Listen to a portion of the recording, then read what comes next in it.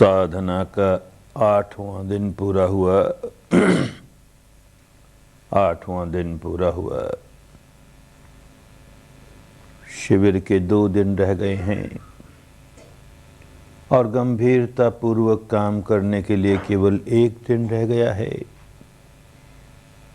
उसका खूब अच्छा लाभ उठाना है।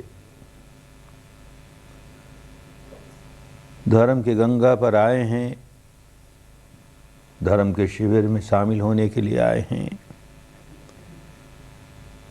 तो इन 10 दिनों में जितना हो सके उतना लाभ ले लें। और इससे बड़ी बात ये कर लें कि इस विद्या को बहुत अच्छी तरह समझ करके जाएं। ये विद्या जीवन भर काम देने वाली है। बात ही नहीं समझ में आएगी तो घर लौट करके फिर इसका अभ्यास नहीं कर पाओगे। अभ्यास नहीं कर पाओगे तो इससे जो लाभ मिलता है उससे वंचित रह जाओगे। लाभ तो अभ्यास करने पर ही। तो अच्छी तरह समझ करके धर्म क्या है, किसको धर्म कहें और धर्म के नाम पर हम कहां उलझ गए। धर्म कुदरत के कानून को कहते हैं, विश्व के विधान को कहते हैं, निसर्ग के नियम को कहते हैं, रीत को कहते हैं, जिसकी हुकूमत सब पर चलती है। अणु अणु जिसे धारण करता है, जो अणु अणु को धारण करता है, ऐसा सर्वव्यापी, उसे भारत में धर्म कहा जाता था। क्या नियम है, प्रकृति के क्या नियम हैं। प्रकृति के नियम बंधे बंधाए और वो सब पर एक जैसे लागू होते हैं। वो किसी का पक्षपात नहीं करते। कोई राज्य अच्छा राज्य हो, सुराज्य हो, तो वो अपने जो नियम बनाता है, संविधान बनाता है, उस नियम में किसी एक जाति के प्रति पक्षपात नहीं होता, किसी एक वर्ण के प्रति, किसी एक संप्रदाय के प्रति पक्षपात नहीं होता। कानून सब पर एक जैसे लागू होते हैं। चोरी करता है तो कोई चोरी करे उसको वही दंड मिलेगा, हत्या करता है तो कोई करे उसे वही दंड मिलेगा। तो समझना चाहिए कि ये राज्य अच्छा है, सुराज्य है, इसके नियम अच्छे हैं। और ये कुदरत का राज्य तो अरे इतना अच्छा राज्य है। किसी राजा के राज्य में, किसी गणतंत्र के राज्य में भी भूल हो सकती है, लेकिन इस कुदरत के राज में भूल नहीं हो सकती।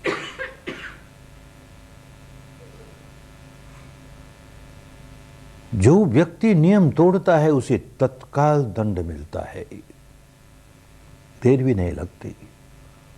कोई तोड़े, किसी जाति का हो, किसी वर्ण का हो, किसी गोत्र का हो, किसी देश का हो, किसी बोली भाषा का हो, किसी काल का हो, जब जिसने नियम तोड़ा उसे तत्काल दंड मिला। ये बंधे बंधाए नियम प्रकृति के। किसी राज्य के नियम कोई व्यक्ति पालन करता है तो वो राज्य के दंड से बच गया, बस इतना ही। राज्य के नियम के पालन करने वाले को राज्य पुरस्कार नहीं देता, दंड से बच गया। प्रकृति के नियम को पालन करने वाला दंड से तो बचता ही है, उसे पुरस्कार भी मिलता है, बहुत बड़ा पुरस्कार मिलता है और तत्काल मिलता है। इस बात को विपश्ची साधक बहुत अच्छी तरह समझने लगता है और बहुत अच्छी तरह समझता है तो बहुत अच्छी तरह पालन करने लगता है। देखता है कि जब जब मैं अपने मन में विकार जगाता हूं, क्रोध जगाऊं, द्वेष जगाऊं, ईर्ष्या जगाऊं, अहंकार जगाऊं, वासना जगाऊं, भय जगाऊं, कोई विकार जगाऊं, तत्काल व्याकुल हो जाता हूं। अंदर देखने लगा ना। अंदर नहीं देखेगा, केवल बहिर्मुखी रहेगा तो ये समझ में नहीं आएगा ये कानून। और अंदर आंख बंद करके बैठेगा भी और कल्पना का ध्यान करेगा तो नहीं समझ में आएगी बात। आंख बंद करके अंदर यथार्थ का दर्शन करता है, जो सचमुच अनुभव हो रहा है, तो धर्म समझ में आने लगा कि मैंने विकार जगाया और कुदरत ने दंड दिया, तुरंत दंड दिया, मुझे बेचैन बना दिया, अशांत बना दिया। इसी प्रकार मैं विकार से मुक्त हुआ, चित्त निर्मल हुआ, तो मुझे पुरस्कार मिला, तुरंत पुरस्कार मिला। इतनी शांति अनुभव होती है, ऐसा सुख अनुभव होता है जो बाहर के सांसारिक बातों में कहीं ऐसा सुख नहीं। ऐसा सुख, ऐसी शांति, तो पुरस्कार मिला। कुदरत के नियमों को तोड़ने पर दंड मिला और तत्काल मिला, कुदरत के नियमों के अनुसार जीवन को ढालने से पुरस्कार मिला और तुरंत मिला। भारत की पुरानी भाषा में इसी को धर्म कहते थे। इसमें हिंदू पने से कोई लेन देन नहीं, मुस्लिम पने से कि जैन पने से कि बौद्ध पने से कि ईसाई पने से कि सिख पने से कि पारसी, कोई लेन देन नहीं। अपने आप को इस संप्रदाय का व्यक्ति कहता हो, उस संप्रदाय का कहता हो, इस जाति का, उस जाति का, इस वर्ण का, उस वर्ण का, इस तरह के कर्मकांड करने वाला हो, उस तरह के कर्मकांड करने वाला हो, इस तरह की वेशभूषा वाला हो, उस तरह की वेशभूषा वाला हो, इस तरह की बोली बोलने वाला हो, उस तरह की बोली बोलने वाला हो, इस तरह की दार्शनिक मान्यता मानने वाला हो, उस तरह की दार्शनिक मान्यता मानने वाला हो, कुछ फर्क नहीं पड़ता। मन में विकार जगाया कि दंड मिला। जब विकार जागता है तब प्रकृति ये नहीं देखती कि जिसमें विकार जागा है अपने को क्या कहता है, हिंदू कहता है कि बौद्ध कहता है कि जैन कहता है कि ब्राह्मण कहता है कि शूद्र कहता है कि भारतीय कहता है कि अमेरिका, क्या कहता है ये अपने आप को, नहीं देखती।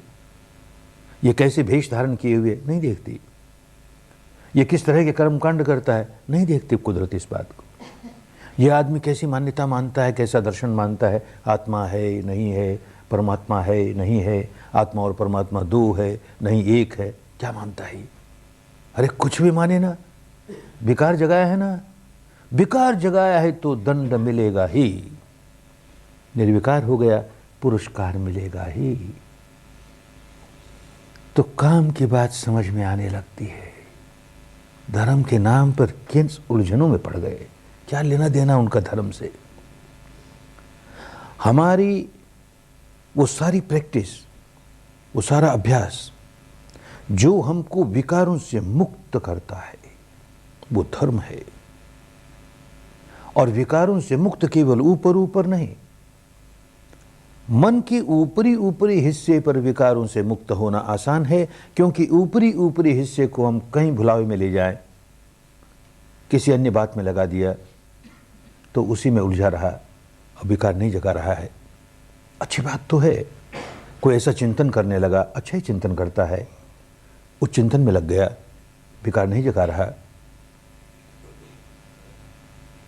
कोई ऐसे भजन कीर्तन में लग गया कि एकदम मन उसमें समाहित हुआ, विकार नहीं जगा रहा, अच्छी बात है। पर ये कौन लगा? ये मन का ऊपरी ऊपरी हिस्सा लगा, भीतरी हिस्सा वैसा का वैसा, उस पर कोई असर नहीं होता। विपश्यना करने वाला इस बात को बहुत अच्छी तरह समझने लगेगा। ये हमारी ऊपर ऊपर के चित्त और भीतर के चित्त के बीच में बहुत मोटी मोटी दीवारें। भीतर का चित्त क्या कर रहा है, ऊपर वाले को कुछ पता ही नहीं। ऊपर का चित्त खूब समझता है धर्म की बात, बड़े प्रवचन सुने हैं, पुस्तकें पढ़ी हैं, तो धर्म की बात ऊपर ऊपर के खूब समझता है। राग नहीं करना चाहिए, द्वेष नहीं करना चाहिए, क्रोध नहीं करना चाहिए, अहंकार नहीं करना चाहिए, नहीं तो बड़ा कष्ट आएगा, बड़ा दुख आएगा। फिर भी जो गहराई वाला मन है, अंतर मन है, वो राग किए ही जा रहा है, द्वेष किए ही जा रहा है, क्रोध किए ही जा रहा है, ईर्ष्या किए ही जा रहा है, अहंकार जगाया ही जा रहा है। वो सुनता ही नहीं। सुने कैसे? उस तक आवाज ही नहीं पहुंचती, इतनी मोटी दीवार है। विपश्यना इसलिए कर रहे हैं कि दीवार टूटे। जो कुछ हमारे अंतर मन को महसूस हो रहा है, ऊपर वाले मन को ही महसूस होना शुरू हो जाए, सारा का सारा चेतन हो जाए, कॉन्शियस हो जाए, सुपर कॉन्शियस हो जाए। जो भीतर प्रपंच चल रहा है उसे खूब जाने, और जान करके ये समझे कि विकार जगाया कि देख दंड मिला, विकार जगाया कि दंड मिला, विकार नहीं जगाया तो दंड से वंचित ही नहीं हो गए, सुख मिला, शांति मिली।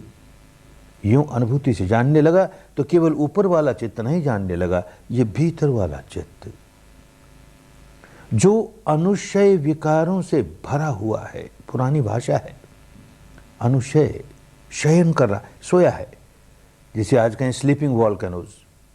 हमारे इतने गहरे गहरे संस्कार, विकार अंतर्मन की गहराइयों में दबे पड़े हैं और इस चित्त धारा के साथ, जीवन धारा के साथ अनुकरण करते चल रहे हैं, अनुसरण करते चल रहे हैं, साथ साथ चल रहे हैं। कभी कोई सिर उठाता है, हमें बहुत व्याकुल बना देता है, फिर बाकी अनुसरण किए जा रहे हैं, अनुसरण किए जा रहे हैं, और हम संस्कार बनाते हैं, विकार बनाते हैं, वो दबते दबते दबते अंदर चले जाते हैं, अनुशय हो जाते हैं। फिर इसके बाद साथ साथ छुटकारा नहीं। इनको कैसे निकालें? ये जो अंतर्मन की कंडीशनिंग हो गई, ये संस्कार है, उसका एक स्वभाव हो गया, बिहेवियर पैटर्न हो गया। राग जगाएगा तो जगाते ही जाएगा, जहां सुखद अनुभूति हुई राग जगाते ही जाएगा, जगाते ही जाएगा। कोई उपदेश सुनने के लिए तैयार नहीं, कोई उपदेश समझने के लिए तैयार नहीं, कोई उपदेश उस तक पहुंचता ही नहीं। अप्रिय अनुभूति होगी, द्वेष जगाया ही जाएगा, जगाया ही जाएगा, किसी की बात सुनने को तैयार नहीं। बस इसको धर्म कहें। कैसे अपने अंतर मन को सुधारे। संवर करना बहुत अच्छा है, आंखों का संवर, कान का संवर, नाक का संवर, जीभ का संवर बहुत अच्छा, शरीर का संवर, वाणी का संवर बहुत अच्छा, पर मनसा संवरो साधु, मन का संवर करे, अरे बड़ा कल्याण हो जाए। सब्बत संवरो साधु, और मन का संवर भी केवल ऊपर ऊपर नहीं, सर्वत्र करे। बहुत साधु, बहुत मंगल, बहुत कल्याण। सब्बत संबुतो भिक्खु सब दुख पमुच्यति। सारे मानस पर संवर कर लेने वाला भिक्षु, भिक्षु माने साधक, साधक सारे दुखों से मुक्त हो जाता है। दुख क्या है? ये विकार ही दुख हैं। विकार जागा कि दुख जागा? विकार जागने के बाद दुख जागा ऐसा नहीं, विकार जागा कि दुख जागा, समुदय है, दुख समुदय है। ये समझ में आने लगेगा। जब विकार ही नहीं रहे तो समुदय क्या होगा? दुख जागेगा ही कैसे? दुख ही नहीं रह गया। विकारों से मुक्त हुआ तो दुखों से मुक्त हो गया। ये कानून है कुदरत का, जो सब पर लागू होता है, एक जैसा सब पर लागू होता है। एक पुरानी घटना है, किसी एक भाई के समझ में आ गया कि धर्म तो ये है और हम कहाँ उलझे हैं, और हमारे समाज के सारे लोग कहाँ उलझे हैं। पर समझाता है, लोगों के नहीं समझ में आता, हजार समझाता है, उनके नहीं पल्ले पड़ता। अरे ये कुदरत का कानून है, इस सब पर लागू होता है भाई। अपने मन को मैला करोगे तुम दुखी हो ही जाओगे, मन को निर्मल कर लोगे सुखी हो जाओगे। नहीं, अपने कर्म कांडों को धर्म माने जा रहे हैं, अपनी दार्शनिक मान्यता को धर्म माने जा रहे हैं, बाहरी बाहरी दिखावे को धर्म माने जा रहे हैं। कैसे समझाए? तो एक युक्ति उसने निकाली। राजा का पुरोहित था, वो राजपुरोहित था। तो राजा को जाके कहता है कि मुझको ऐसा करना पड़ेगा लोगों को समझाने के लिए। ठीक है, राजा ने अनुमति दे दी। क्या करता है, किसी जोहरी की दुकान पर गया, हमें जेवर खरीदने हैं। देख रहा है जेवर, देखते देखते एक कीमती जेवर अपने पॉकेट में डाल लिया, और ऐसे डाला कि दुकान का मालिक देख ले उसे। अपने पॉकेट में डालते हुए दुकान का मालिक देख ले, जान करके ऐसे डाल, और चल दिया। अरे दुकान का मालिक देखता है, अजीब आदमी है, राजपुरोहित हुआ तो क्या हुआ, चुरा करके जाता है ना। पकड़ लिया उसने, तुमने चोरी की, देखो तुम्हारे पॉकेट में मेरा माल है। बात बड़ी, अदालत में गई, कचहरी में गई। तो जो न्यायाधीश है वो कहता है ठीक है तुमने चोरी की, रंगे हाथों पकड़ोगे, तुम्हें दंड मिलेगा। वो कहता है पर तुम समझो तो सही, मैं ब्राह्मण हूं। तो क्या हुआ भाई, तुम ब्राह्मण हो तो क्या हुआ, चोरी की है ना, हमारे लिए तो चोर हो, तुम्हें दंड मिलेगा। अरे तुम समझो तो सही, हम ऐसा कर्मकांड करते हैं रोज, करते होगे, चोरी तो की ना, हमारे लिए चोर हो तुम। अरे तुम समझो तो सही, हम आत्मा को मानने वाले, हम पर कैसे दंड दोगे तुम। अरे तुम मानते होगे आत्मा को, हम क्या करें, तुमने चोरी की ना, तुम्हें दंड मिलेगा ही। अरे हम परमात्मा को मानने वाले, मानते हो गए, चोरी की ना, दंड मिलेगा, दंड मिलेगा ही। तो वो मुस्कुराता है और अपने आदमी को समझाता है, देखो ये तो साधारण दुनियादारी के नियम हैं। इन दुनियादारी के नियमों में, दुनियादारी वाले राज्य के नियम में पक्षपात नहीं होता। एक आदमी अपने को चाहे जिस जाति का कहता रहे, चाहे जिस वेशभूषा वाला हो, चाहे जैसे कर्मकांड करने वाला हो, चाहे जैसी दार्शनिक मान्यता मानने वाला हो, अपने मन को मैला करके नियम तोड़ा कि दंड मिलेगा ही। राजा के राज में ऐसा होता है, दंड मिलेगा ही। कुदरत के राज में तो दंड मिलता ही है, तुम समझो तो सही। यूं लोगों को समझाने की कोशिश करता है, लेकिन जब तक आदमी अपने भीतर जाके सच्चाई देखनी नहीं शुरू कर दे, बात समझ में आती नहीं। थोड़ी थोड़ी समझ में आएगी, फिर चिपकेगा, ये आत्मा है ना, ये परमात्मा है ना, ये आत्मा नहीं है ना, ये परमात्मा नहीं है ना, ये आत्मा परमात्मा दो है ना, नहीं एक है। अरे बाबा, है तो, नहीं है तो, एक है तो, दो है तो, तुझे क्या मिल गया? किस जंजाल में पड़ गया तू समझ तो सही। तू जब जब विकार जगाता है तो आत्मा है इसको मानता है तो भी दंडित होता है, आत्मा नहीं है इसको मानता है तो भी दंडित होता है, परमात्मा है इसको मानता है तो भी दंडित होता है, परमात्मा नहीं है तो भी दंडित होता है, दोनों एक हैं तो भी दंडित होता है, दोनों दो हैं तो किस उलझन में पड़ गया? जिस बात का तुम्हारे दुखों से दूर परे कभी संबंध नहीं, जिस बात का तुम्हारे दुख को दूर करने वाली विद्या से दूर परे कभी संबंध नहीं, जिस बात का धर्म से दूर परे कभी संबंध नहीं, उसको धर्म मान लिया। कहाँ उलझ गए? क्या करने लगे? विपश्यना करने वाला आदमी से खूब समझने लगता है तो निंदा नहीं करता किसी की, किसी से घृणा नहीं करता। अरे तो आत्मा को मानने वाला गया गुजरा, अरे तो आत्मा को नहीं मानने वाला बड़ा नास्तिक। इस जंजाल में नहीं पड़ता। तो माने तो मान भाई, वो नहीं मानता तो नहीं मान भाई, है तो भी और न है तो भी, कोई परमात्मा है तो भी और न है तो भी। ये कानून तो वैसे का वैसा काम करता है। विकार जगाया कि दंड मिलता है, व्याकुल हो जाता हूँ, विकार निकला कि दुखों से मुक्त हो जाता हूँ। ये बात तो प्रत्यक्ष है ना, इस प्रत्यक्ष बात को तो गौण करें और जो केवल काल्पनिक बातें हैं उनको सिर पर चढ़ाए बैठे रहें तो भाई धर्म नहीं समझ में आया। मनुष्य का जीवन, इतना कीमती जीवन कहाँ खो दिया, किस में उलझ गए? विपश्यना करते करते करते ये खूब समझ में आने लगेगा, ये कुदरत का कानून कैसे काम करता है, धर्म कैसे काम करता है। हम बेहोशी में रहते हैं तो अपने दुखों का संवर्धन करते जाते हैं, संवर्धन करते जाते हैं, माने अपने दुखों का, अपने विकारों का संवर्धन करते जाते हैं। विकारों का संवर्धन तो दुखों का संवर्धन। होश जागता है, अपने विकारों पर संवर करना शुरू कर देते हैं।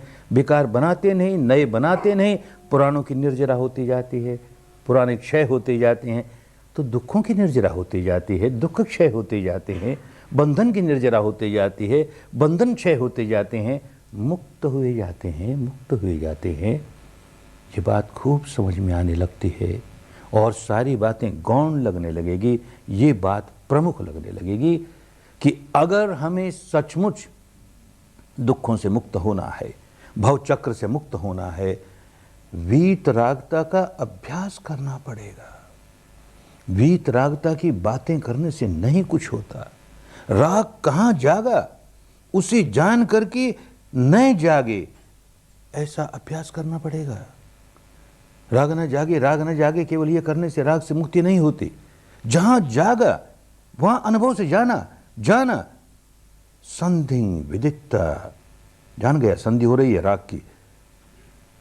ए मच्चये ही, अरे ये मृत्य है, ये नश्वर है, ये भंगुर है। अब आरंभ नहीं होने देता, अनारंभी, अनारंभी। तो किसी महावीर के बोल बड़े स्पष्ट समझ में आते हैं, अरे मैं अनारंभी कोई अहिंसक कहता हूं। कोई धर्म सिखाने वाला कहता है अनारंभी कोई अहिंसक कहता हूं, और हम अपने को अहिंसक माने जा रहे हैं और आरंभ किए जा रहे हैं। प्रतिक्षण चित्तधारा पर राग का आरंभ करते हैं, द्वेष का आरंभ करते हैं, किए ही जा रहे हैं। और ऊपर से ऐसा धोखा कि हम बड़े अहिंसक, हम बड़े अहिंसक। सारे समाजों में, सारे संप्रदायों में यही हो गया। सच्चाई भीतर की लुप्त हो गई, ऊपर ऊपर की बातों में सारा जीवन खो दिया। पल्ले कुछ नहीं पड़ा, लाभ कुछ नहीं हुआ। भीतर से सच्चाई देखना शुरू कर दे तो देखे कैसे आर्त ध्यान ही आर्त ध्यान चल रहा है। ये चाहिए रे, ये चाहिए रे, ये चाहिए रे, व्याकुल होता है, इसी को आर्त ध्यान कहते हैं। ध्यान तो है, उसी पर लगाए सारा ध्यान, आर्त ध्यान, आर्त ध्यान। या रौद्र ध्यान चलता है, ये नहीं चाहिए रे, ये नहीं चाहिए रे, तो व्याकुल हो जा रहा है। आर्त ध्यान है या रौद्र ध्यान है? ध्यान तो ध्यान है। अरे यही धर्म ध्यान हो जाए। अब धर्म समझ में आने लगे कि देख, उत्पाद होता है, व्यय होता है, और इसके प्रति राग जगा रहा हूं, व्याकुल हो रहा हूं ना। उत्पाद होता है, व्यय होता है, इसके प्रति द्वेष जगा रहा हूं, व्याकुल हो रहा हूं ना। यूं धर्म समझ में आने लग जाए तो ध्यान धर्म ध्यान हो गया। धर्म ध्यान हो गया तो शुक्ल ध्यान हो गया। चित्त शुक्ल होने लगा, निर्मल होने लगा, उजला होने लगा, मैल दूर होने लगा। लोगों ने करना तो ये सिखाया, और हम कहाँ उलझ गए, कहाँ उलझ गए। खूब समझ में आएगा, इन प्रवचनों से नहीं आएगा। प्रवचन से तो यहाँ बैठे बैठे एक बात बड़ी तर्क संगत लगी, और बाहर गए तो और 10 बात सुनी तो वो तर्क संगत लगी, सब धरा रह गया। अनुभव पर उतरेगा तब 1000 तर्क कोई करता रहे, अनुभव पर उतरा है ना, खूब समझ में आएगा। सच्चाई अनुभव पर उतरे, यही साधना है, यही विपश्यना है। अनुभूति से सच्चाई को जानो तो कुदरत का कानून बड़ा स्पष्ट, बड़ा स्पष्ट। क्या कुदरत का कानून थोड़े में समझाया गया? अनिच्चवत संखार उपादवय धम्मिनो, उपादवय धम्मिनो, उपजित्वा निरुझन्ति ते संगभूप समो सुखो। अनिच्चावत संखार, सचमुच सारे संस्कार अनित्य हैं, अनित्य हैं। उत्पाद वय, उत्पाद होना, व्यय हो जाना, उत्पाद होना, व्यय हो जाना, ये इनका धर्म है। जो कुछ संसार में हो रहा है, जो कुछ संस्कार संस्कृत हो रहा है, बन रहा है, उसका ही स्वभाव है उत्पन्न होना, नष्ट हो जाना। ये जो संस्कार हम भीतर बना रहे हैं, उत्पन्न होना, नष्ट हो जाना, उत्पन्न होना, नष्ट हो जाना, ये उसका स्वभाव है, ये धर्म है उसका, ये नहीं बदलता। संस्कार अनित्य हैं, उत्पन्न होते हैं, नष्ट होते हैं, पर ये अनित्यता का जो स्वभाव है ये नित्य है, ये बना रहता है। उत्पन्न होता है, नष्ट होता है, लेकिन नष्ट होकर समाप्त नहीं हो जाता, फिर उत्पन्न होता है, नष्ट होता है, फिर उत्पन्न होता है, और जब फिर उत्पन्न होता है, प्रतिक्षण मरता है, फिर जन्म ले लेता है, मरता है, फिर जन्म ले लेता है। ये जो प्रतिक्षण पुनर्जन्म हो रहा है, प्रतिक्षण पुनर्जन्म हो रहा है, किसका हो रहा है? इसी चित्त का हो रहा है। प्रतिक्षण पुनर्जन्म हो रहा है। इस समय उत्पाद हो के व्यय हुआ और फिर दोबारा उत्पाद हुआ, पुनर्जन्म हुआ, तो जितने मैल पहले इकट्ठे किए थे उसमें और क्या जोड़ दिया, और संवर्धित होकर के हुआ, फिर व्यय हुआ और संवर्धित होकर के हुआ। यूं प्रतिक्षण प्रतिक्षण मैल बढ़ाई जा रहा है, गांठे बढ़ाई जा रहा है, अपना दुख बढ़ाई जा रहा है। इस क्षण क्रोध जगाया तो जो चित्त क्रोध का उत्पन्न हुआ अगले क्षण समाप्त हुआ, लेकिन अगले क्षण जो नया चित्त उत्पन्न हुआ वो पुरानी की संतान है ना, तो जो कुछ संग्रह कर रखा था उसके साथ और नया क्रोध और जोड़ दिया और बढ़ा। अगले क्षण फिर क्रोध और बढ़ा, अगले क्षण फिर क्रोध, यूं क्षण प्रतिक्षण क्षण प्रतिक्षण अपना क्रोध बढ़ाते ही गया, घंटों बढ़ाता चला गया। भय आया तो घंटों बढ़ाता ही चला गया, वासना जागी तो घंटों बढ़ाता ही चला गया। भीतर ही भीतर संवेदना मालूम हो रही है, सुखद है, तो घंटों जब तक सुखद है राग ही राग जगाते चला गया, बढ़ाता चला गया। भीतर दुखद है तो घंटों द्वेष ही द्वेष। अरे ये संवर्धन, ये एक प्रोसेस है, इस प्रोसेस को समझें। उत्पादवय, उत्पादवय, फिर उत्पाद, फिर व्यय, फिर उत्पाद, ये संवर्धन संवर्धन संवर्धन, ये प्रोसेस ऑफ मल्टीप्लिकेशन बढ़ता ही जा रहा है, बढ़ता ही जा रहा है। ये समझ में आ जाए, अनुभूति से समझ में आ जाए तो उत्पाद हुआ और हमने संवर कर लिया। उत्पाद हुआ, एक प्रकार की संवेदनाओं की अनुभूति हुई, दुखद हुई या सुखद हुई। क्या हुआ? हमारे किसी पूर्व कर्म का फल इस संवेदना के रूप में प्रकट हुआ, प्रकट हुआ, पर हमने नया कर्म नहीं बनाया। हमने उसको अनित्य ऐसा समझ करके संवर कर लिया। हम समता में रहे, समता में रहे तो वो प्रोसेस जो मल्टीप्लिकेशन का था हमने रोक लगा दी। रोक लगा दी तो जो जागा था उसका निरुद्ध हो गया। क्या निरुद्ध हो गया? समय बीत जाता है, भाषा बदल जाती है, शब्दों के अर्थ बदल जाते हैं, और जब साधना नहीं रहती तो साधना संबंधी शब्दों के अर्थ बदलते हैं, बहुत हानि करते हैं। निरोध शब्द आज की हिंदी में और शायद अन्य भाषाओं में भी निरोध शब्द का अर्थ हो गया दबा दिया, दबा दिया, किसी को निरोध कर दिया, निरुद्ध हो गया वो। पुरानी भाषा में ऐसा नहीं था। निरोध माने उखड़ गया, जड़ें उखड़ गई, अब दोबारा नहीं आने का, उसको निरोध कहते थे। जड़ें उखड़ गई। ये जो संस्कार उभर करके आया था, हमने संवता से देखा, संवर किया, तो निरुद्ध हो गया, मानो उसकी निर्जरा हो गई, उसका क्षय हो गया, अब दोबारा नहीं जाग सकता।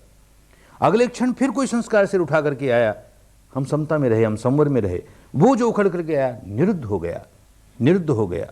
उपज्यत्व उत्पन्न होता है, निरुद्धन्ति, निरुद्ध जो जो उत्पन्न होता है निरुद्ध हुए जा रहा है, क्योंकि हम समता में हैं और इन गहराइयों में समता में हैं, जहां की प्रतिक्रिया किया करते थे अब नहीं करते प्रतिक्रिया।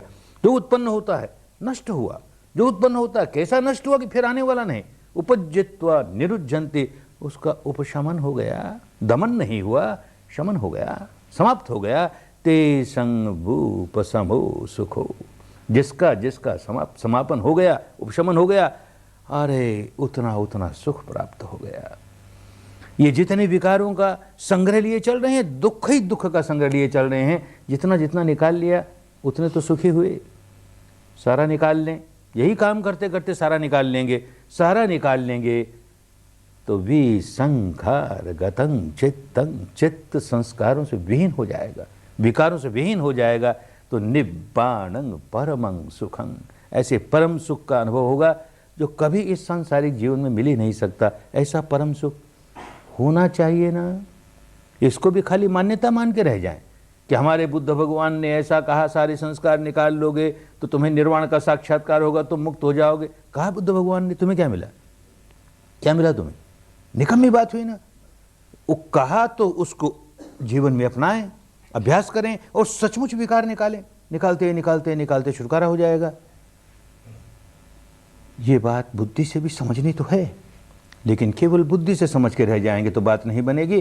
अनुभूति से जानेंगे कैसे संवर्धन हुए जा रहा है और कैसे संवर्धन पर रोक लगाते हैं तो कैसे विघटन हुए जा रहा है, कैसे निरुद्ध हुए जा रहा है, कैसे छुटकारा हुए जा रहा है। नए नए साधक को ये जो संवर्धन पर रोक लगाई, ये तो समझ में आने लगती है। भाई संवेदना जागी, पुरानी आदत थी, सुखद जागती थी, राग जगाते थे, दुखद जागती थी, द्वेष जगाते थे। अब ही में सीख रहे हैं, सुखद है तो राग मत जगाओ, दुखद है तो द्वेष मत जगाओ। तो जितने जितने क्षण हमने राग नहीं जगाया, द्वेष नहीं जगाया, उतने क्षण हमने संवर्धन को रोका। बात समझ में आई। पुराने कैसे निकल जाएं? ये कैसी बात, पुराने कैसे निकल जाएं? ये प्रश्न आता है, स्वाभाविक है, आना भी चाहिए। किसी बात को अंधविश्वास से नहीं मान लेना। काम करते करते अपने अनुभवों से जानोगे तो मानोगे, खूब समझ में आने लगेगा। जैसे गहराइयों में जाते जाते ये बात समझ में आने लग जाएगी कि देख संवर्धन हो रहा है और देखिए संवर्धन रुका। तो हमारे दुख का संवर्धन इस प्रकार होता है, हमारे दुख का संवर्धन इस प्रकार रुकता है। ये अनुभव से गहराइयों तक समझ में आने लग जाएगा। तो दुख है और दुख का कारण है, जड़ों तक ये आया कि दुख का निवारण हो रहा है, ये बात बिल्कुल स्पष्ट हो जाएगी। कारण ही नहीं होता तो कारण का निवारण हो रहा, दुख का निवारण हो रहा, खूब समझ में आएगी। पर अनुभूति जितनी जितनी बढ़ेगी उतनी उतनी समझ में आएगी। फिर भी जरा समझ के देखें क्या होता है, कैसे होता है। जैसे संवर्धन वाली बात समझें पहले, कैसे संवर्धन होता है। उसी में समाई बात है कि कैसे रोक लग जाती है, संवर्धन रुक जाता है, जड़ें निकल जाती हैं। ये सारे प्रकृति में वही कानून चल रहा है, जो बाहर है वो भीतर है। हमने एक बीज, वट का एक बीज उपजाऊ धरती में बोया, उस नन्हे से बीज से इतना विशाल वृक्ष खड़ा हो गया, इतना विशाल वृक्ष, और देने लगा फल। बीज तो एक था। कैसे संवर्धन हो रहा है, हर मौसम में हजारों बीज, हजारों फल आ रहे हैं, हजारों फल आ रहे हैं, और वो वट का वृक्ष है। बड़ा दीर्घायु होता है, बड़ा चिरायु होता है, कभी कभी हजारों वर्ष जीता है। तो कितने फल आए, बीज तो एक डाला था, आए ही जा रहे हैं, आए ही जा रहे हैं, आए ही जा रहे हैं। पर कितना ही चिरायु हो, कितना ही दीर्घायु हो, एक समय आएगा कि वो जर्जरित हो जाएगा, बूढ़ा हो जाएगा, गिर पड़ेगा, मर जाएगा, पेड़ मर गया, अब फल नहीं आते। तो ऊपरी ऊपरी बुद्धि से समझेंगे तो हाँ भाई एक बीज डाला था, उसके इतने फल आए, पर आखिर बात तो खत्म हो गई। नहीं खत्म होती बात, बड़े ध्यान से देखेंगे तो समझ में आएगा, बिल्कुल नहीं खत्म होती बात।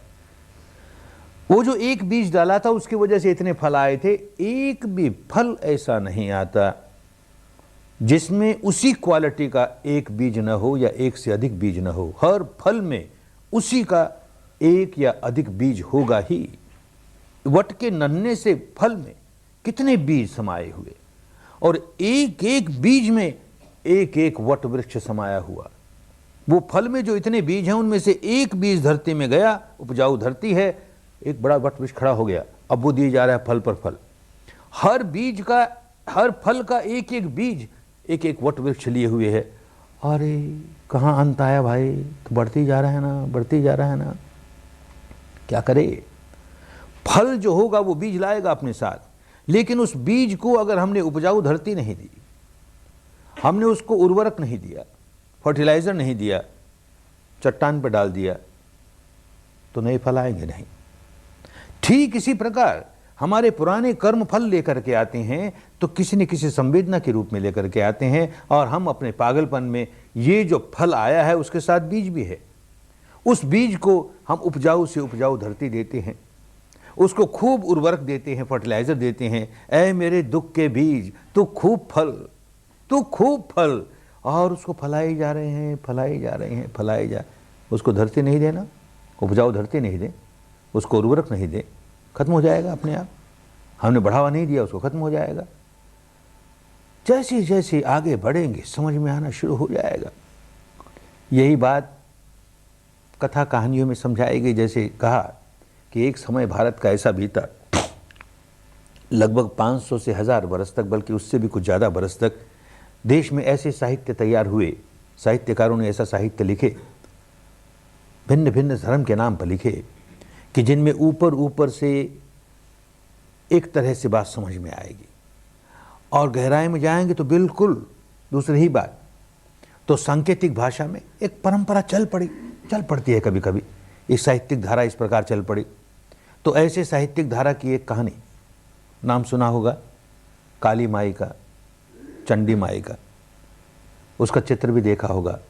कैसी काली, कैसी भयावनी, कैसी बड़ी बड़ी लाल लाल आंखें। क्या काली माई, क्या चंडी माई। कहानी है, जब आदमी में चंड स्वभाव जागता है, माने क्रोध जागता है, तो मानस पर काली माँ ही काली माँ, काली माँ ही काली माँ, सारा उजला पक्ष दूर हो जाता है, कृष्ण पक्ष दूर हो जाता है, शुक्ल पक्ष दूर हो जाता है, कृष्ण पक्ष ही कृष्ण पक्ष, काली माँ ही काली माँ। क्रोध है इसे, चंडी है, क्रोध आया है, क्रोध आया है तो काली माँ ही काली माँ। उस वक्त जो काम किया सब गलत काम किया। तो कहानी कहानी है, संकेतों की भाषा में चलती है। कोई चित्र देखा होगा, कोई मूर्ति देखी होगी, इतनी विकराल है, और धरती पर उसका पति पड़ा है, शिव पड़ा है। उस शिव के शरीर पर अपना पांव रखा है इसने, अपने दाहिने पांव से अपने पति के शरीर को कुचल रही है, शिव को कुचल रही है। अरे कहानी है भाई, संकेतों की भाषा की कहानी है। हर व्यक्ति यही करता है, अपने शिव को कुचलता है, अपने मंगल को कुचलता है। जब जब हमारे भीतर चंड स्वभाव जागता है, कालिमा आ जाती है, होश खो बैठते हैं और अपना मंगल ही कुचल देते हैं। यही हुआ, अपना मंगल कुचल रही है। फिर होश आया, अरे ये मैंने क्या किया, अपने ही शिव को कुचल दिया। क्या किया ये, क्यों किया? ओ मैं होश खो बैठी। क्यों होश खो बैठी? ये चारों ओर राक्षस है ना, ये राक्षसों की सेना, इनको देख करके मैं अपना होश खो बैठी। और इन राक्षसों के दो सेनापति, शुंभ और निशुंभ। क्या राक्षस, क्या राक्षसों की सेना, क्या उनके सेनापति। अरे जितने विकार हैं, ये भीतर विकारों की सेना इतनी बड़ी है कि हम होश खो बैठते हैं उसकी वजह से। और इन सारे विकारों के दो मालिक, दो सेनापति, एक राग एक द्वेष, इतने बलवान हैं कि इन्हीं की वजह से बाकी सारे विकार जागते हैं। इनसे हमारा बचाव नहीं, तो बात समझ में आ गई, इनको नष्ट करो, इन सेनापतियों को नष्ट कर दो, सारी सेना नष्ट हो जाएगी। शुंभ और निशुंभ को नष्ट करो, कैसे करेंगे? तो कहानी है, संकेतों की भाषा में चलती है। माई के कितने हाथ दिखाए, और हर हाथ में एक आयुध है, एक अस्त्र है, एक शस्त्र है, भाला है, नेजा है, तलवार है, कटार है, इत्यादि इत्यादि, और वार करती है, राक्षस पर वार करती है। जैसे ही वार करती है, उस राक्षस के शरीर से खून निकलता है। वो खून का एक कतरा, एक बूंद धरती पर गिरी, नया राक्षस खड़ा हो गया। जिस पर वार करेगी उसमें से खून निकलेगा, खून निकलेगा, धरती पर गिरेगा, धरती पे गिरेगा, एक नया राक्षस खड़ा हो जाएगा। अरे रक्त बीज हो गया, ये तो राक्षसों की उत्पत्ति होती चली जाएगी, कैसे खात्मा हो इनका? माई की समझ में आ गई बात। वार करूंगी, खून निकलेगा ही, खून निकलेगा, धरती पर गिरेगा तो राक्षस खड़ा होगा नया, और जो नया राक्षस खड़ा होगा उसका भी यही स्वभाव है, उस पर भी वार करेंगे, वैसे ही खून निकलेगा, धरती पर गिरेगा, नया राक्षस खड़ा होगा। तो अब क्या किया जाए? बात समझ में आ गई। जब तक इन राक्षसों का खून धरती पर नहीं गिरता, तब तक नया राक्षस नहीं खड़ा होता। केवल खून निकलने से राक्षस नहीं खड़ा होता, वो धरती पर बूंद गिरनी चाहिए, तब नया राक्षस खड़ा होता। बस रास्ता मिल गया। तो कहानी ये संकेतों की भाषा में चलती है। देखा होगा माई की जीभ, इतनी लंबी जीभ निकाल रखी और खून से भरी हुई। क्या खून से भरी हुई? वार करती है राक्षस पर, और निकला खून तो चाट गई, धरती पे गिरने नहीं दूंगी, धरती पे गिरने नहीं दूंगी, चाट गई। अरे कितना चाटेगी? तो कहानी है, फिर संकेतों की भाषा में चलती है। एक खप्पर हाथ में दे दिया माई के, चाट सकी सो चाट सकी, और जो बच गया सो खप्पर, और खप्पर ऐसा जो कोई भरा ही न जाए। अरे कहानी है भाई, बात समझे।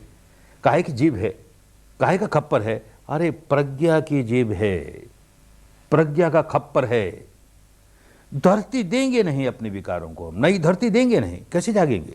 जागने नहीं देंगे। हम अपने बावलेपन में नई नई धरती देते जाते हैं, उसको उपजाऊ धरती देते जाते हैं, फर्टिलाइजर्स देते जाते हैं, बढ़ते जाएंगे, विकार बढ़ते जाएंगे, उसका स्वभाव है। ये होश आना चाहिए। ये खाली बुद्धि से समझ जाने से बात बनती नहीं। भीतर ही भीतर देखेगा, विकार जागा है, हमने उसे बढ़ावा दिया, विकार जागा, हमने उसे बढ़ावा दिया, हमने बढ़ावा देना बंद कर दिया, अब क्या हो? विकार समाप्त हुआ। ये बात अनुभूति से समझ में आनी बहुत आवश्यक है।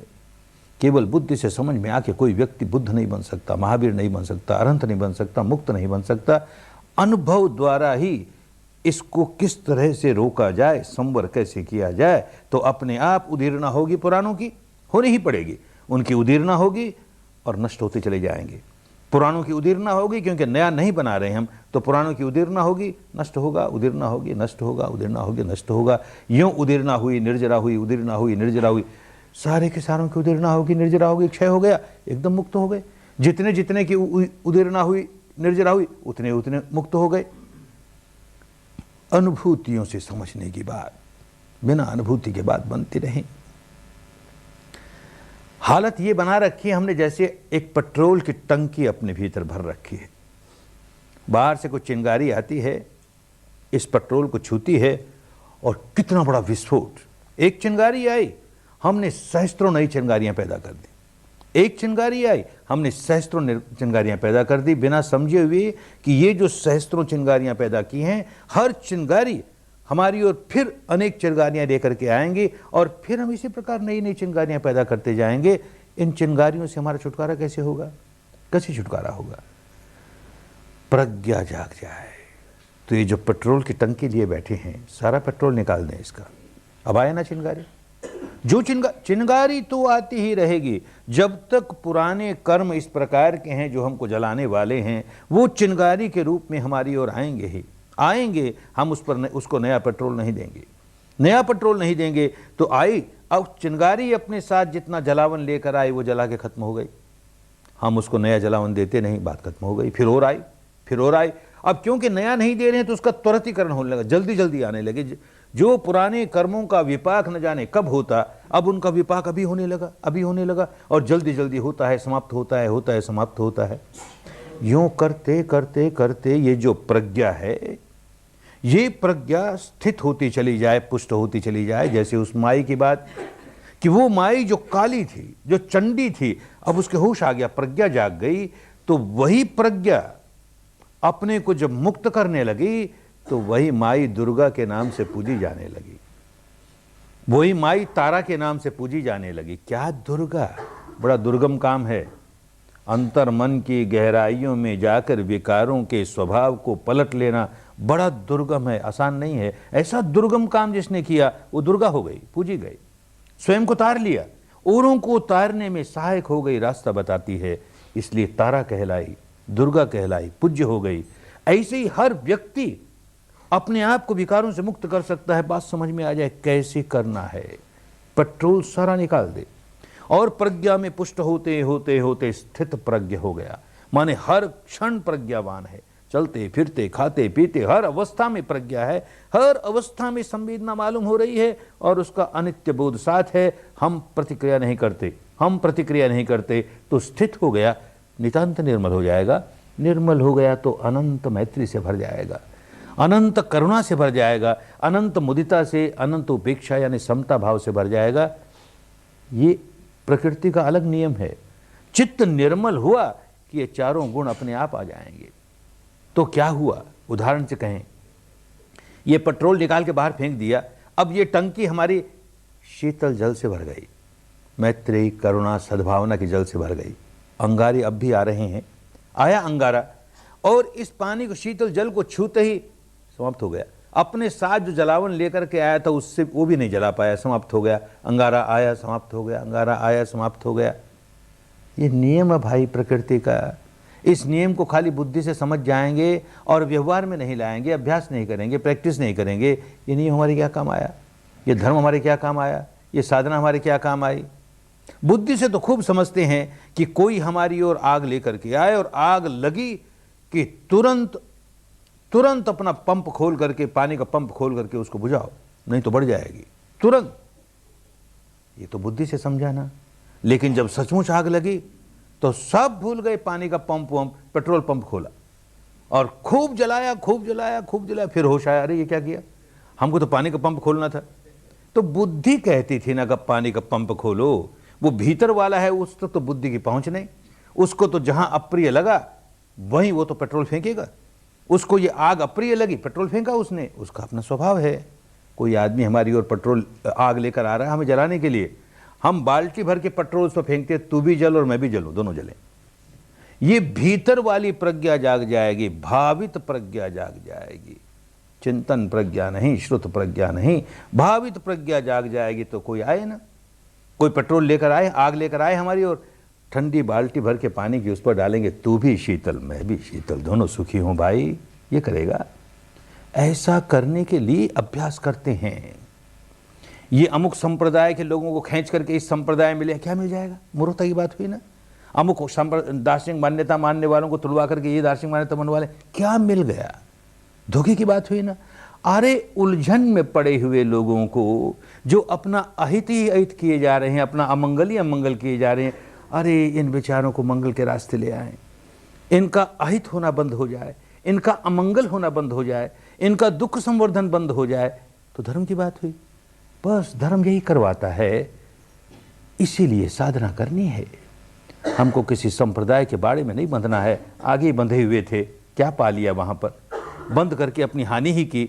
एक सांप्रदायिक बाड़े से निकल करके दूसरे सांप्रदायिक बाड़े में बंधने के लिए आए तो पागलपन हुआ ना। धर्म कहाँ समझ में आया, धर्म के रास्ते चलने आए, कुदरत के कानून को समझ के उसके अनुसार अपना जीवन ढालने के लिए आए। ये बात बहुत अच्छी तरह समझ में आए, बहुत अच्छी तरह उलझन निकल जाएगी, अन्यथा उलझे रहेंगे। यहां भी बाहर जाएंगे, लोगों से बात करेंगे, वहां भी क्या ध्यान करते हो, इस अनित्य का ध्यान करते हो, शरीर का ध्यान करते हो। अरे नित्य का ध्यान करो तो कोई बात हुई, नित्य शाश्वत ध्रुव का ध्यान करो। तुमको तो चाहिए वो ना, पहुंचना तो नित्य तक है ना, नित्य शाश्वत ध्रुव अविनाशी तक पहुंचना है और ध्यान कर रहे हो अनित्य का, क्या कर रहे हो। उलझ जाओगे, बात ही नहीं समझ में आएगी तो हाँ गलत हो गई भाई, ये अनित्य का क्या ध्यान कर रहे हैं, हमको अनित्य से क्या, हमको तो नित्य तक जाना है, तो जहां तक जाना उसका ध्यान करें ना।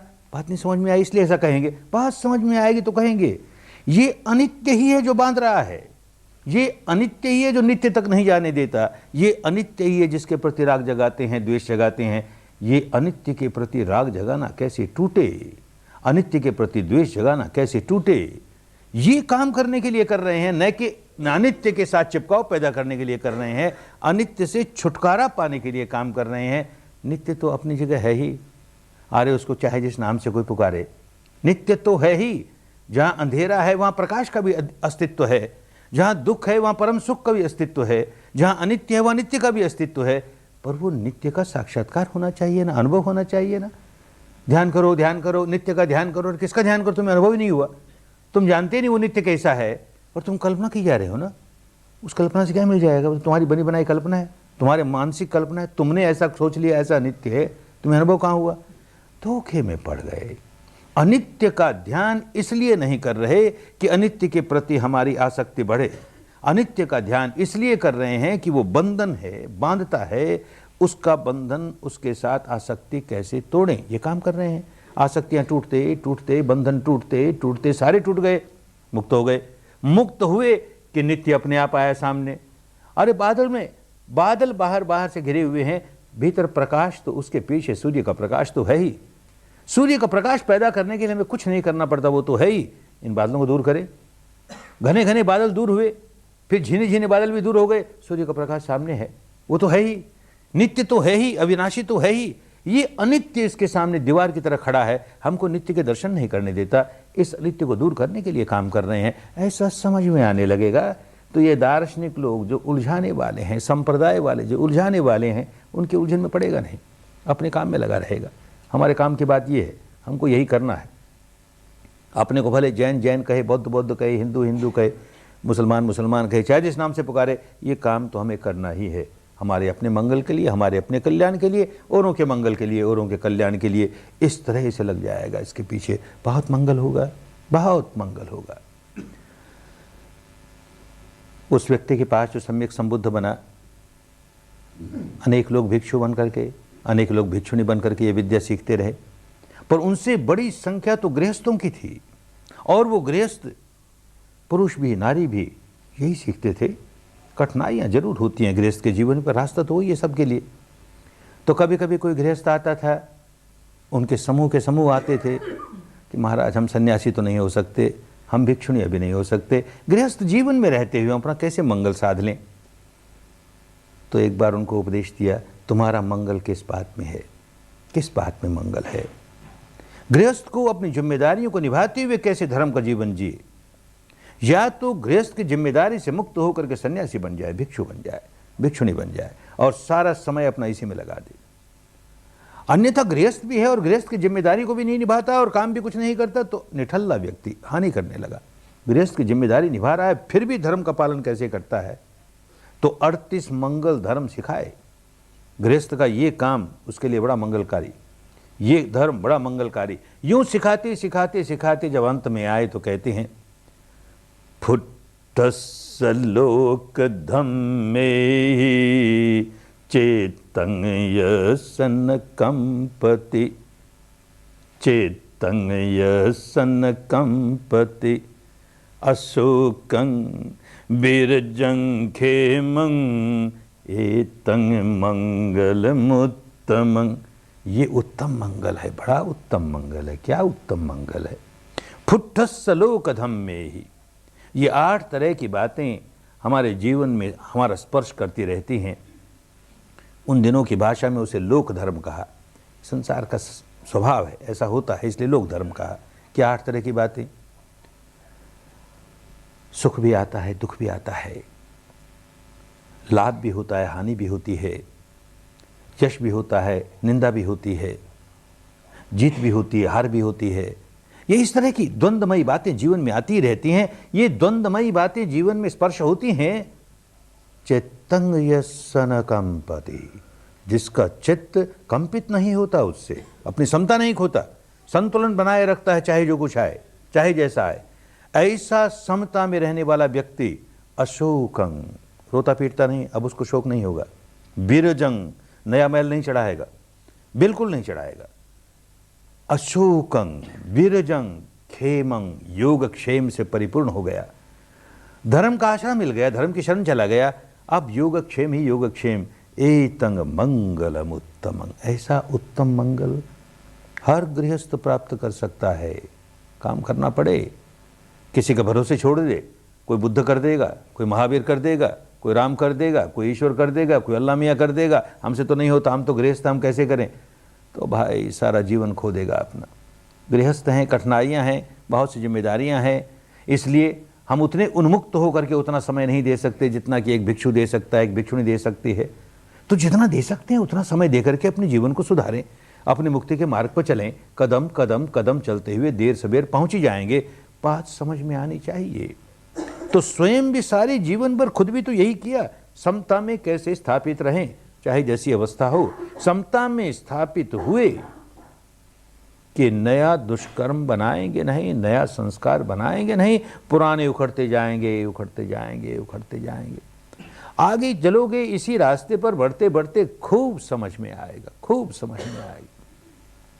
आग लगी है, ईंधन पड़ा है और आग लगी है उसमें, हम उसमें नया नया ईंधन डालते चले जाएंगे तो जो नया ईंधन डाला वो जलेगा।